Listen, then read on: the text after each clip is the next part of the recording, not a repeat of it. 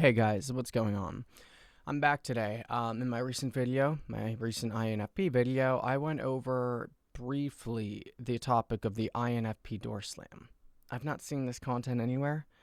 As far as I know, nobody else knows that it even exists. But in this video, I'm going to be walking you through the mindset of the INFP and helping you to understand what's going on in their mind. When they door slam you, what does it look like? What does it mean for the person being door slammed in the INFP? And what comes next? Stay tuned, because in this video, I'll be dissecting the mind of the INFP to help you understand yourself better. Right, so first off, I need to remind you, INFPs are very loyal people. They're very fixated on loyalty and faithfulness, and that's normal for them. And that's their way of showing affection and friendship. So what happens when that very personality and act is turned inside out? What happens when the INFP no longer cares about you and they stop showing interest in your life? Well, that's exactly what happens. The first thing that you'll notice with the INFP, they stop showing interest in your life. Now, normally speaking, this could mean a lot of things for an introvert, but when they don't respond to you anymore, that's how you know you're reaching a danger zone. It's one thing for the INFP to not respond to you for a couple of days, or maybe even, one day if they're a really busy person. It's another thing entirely when they just stop talking.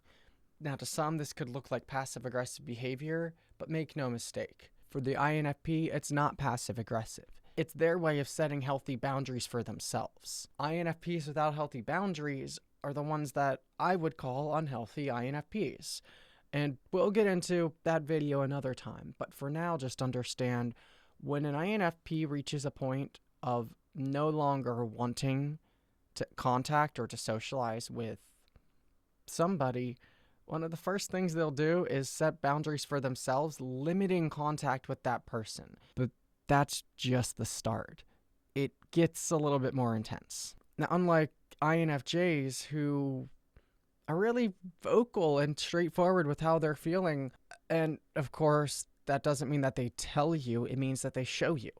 If you're door slammed in an INFJ's life, there's no attempts, there's no contact, there's no responses, you're just gone. Drop of a hat, you're gone, and we don't even talk to you anymore.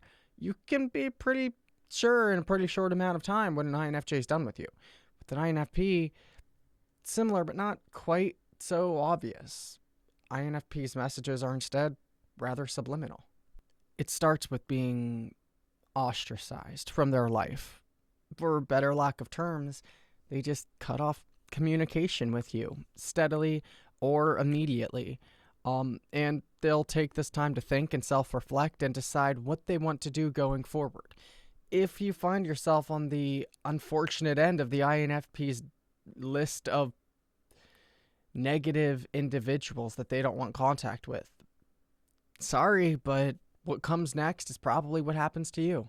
Number 2, the INFP lets you know you are the problem. Now, normally INFPs don't like to involve themselves in conflict. Instead, they like to resolve conflict. They're rather good at it too. But what happens when the INFP involves themselves in conflict with somebody that they don't like?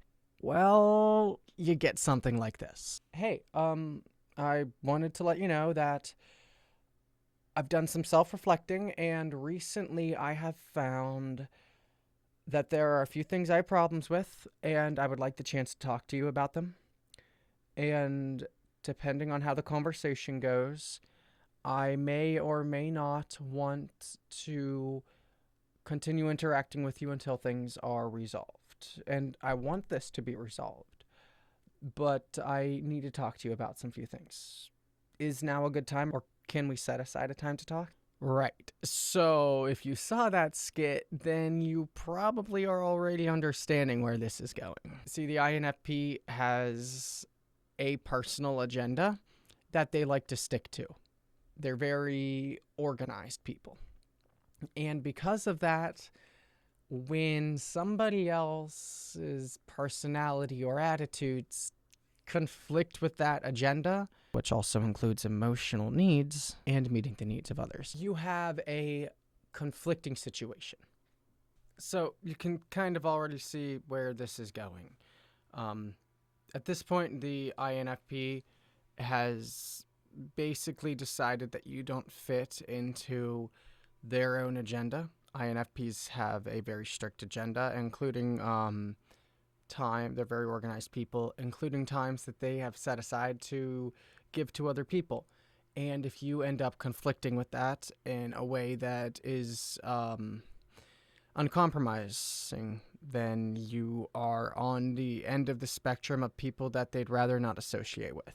Now, this doesn't mean that you are unable to redeem yourself, per se. But what it does mean is when the INFP has that talk, you have two choices. Either A, change, or B, you have to get out of their life. INFPs have little tolerance for people who are not loyal, or who are only there to take advantage of them or have their own personal desires met. And if you are one of those people, when it comes to cohabitating with them, then you don't get any extra chances. Where with the INFJ, you can have several chances before they finally are done with you. The INFP has much less tolerance. You'll probably get that talk a lot quicker than you might be expecting.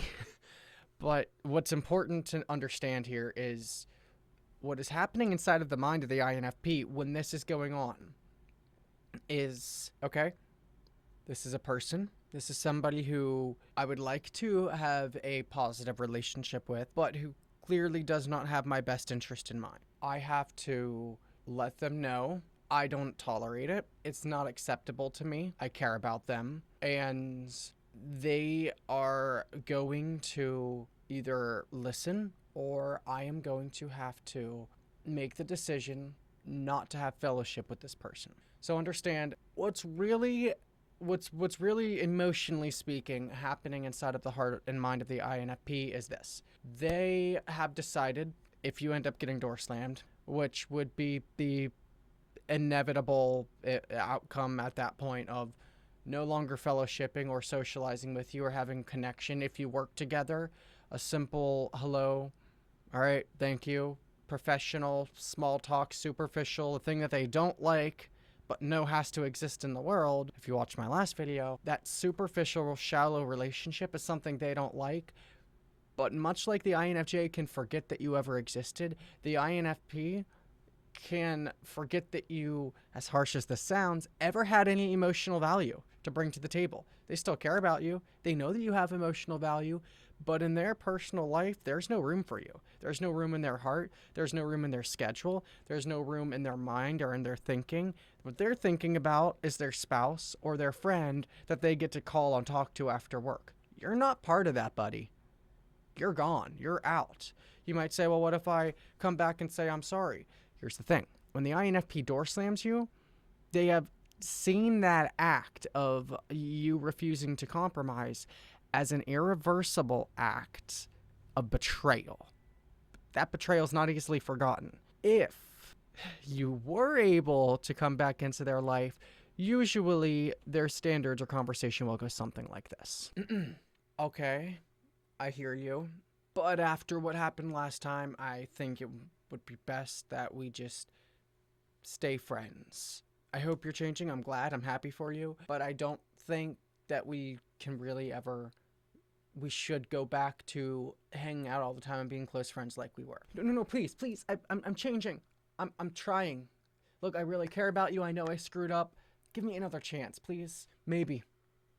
If after a year I see that you are genuinely changing and you're not angry all the time and you're not mean and you're not haughty, maybe after a year we can see where it goes from there. Right? Okay, so here's what's happening.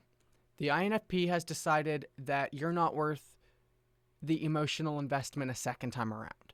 When you blow it with an INFP once, you typically don't get a second chance. When you blow it with the INFJ, it's not really talked about. You can get a second chance if, and only if, you are overwhelmingly sorrowful and you're genuinely changing and you stopped doing the things that upset the INFJ. With the INFP, you can stop doing the things that upset them.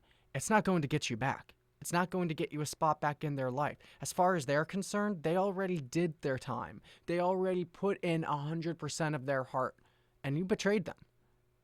They gave you everything, and you took that for granted.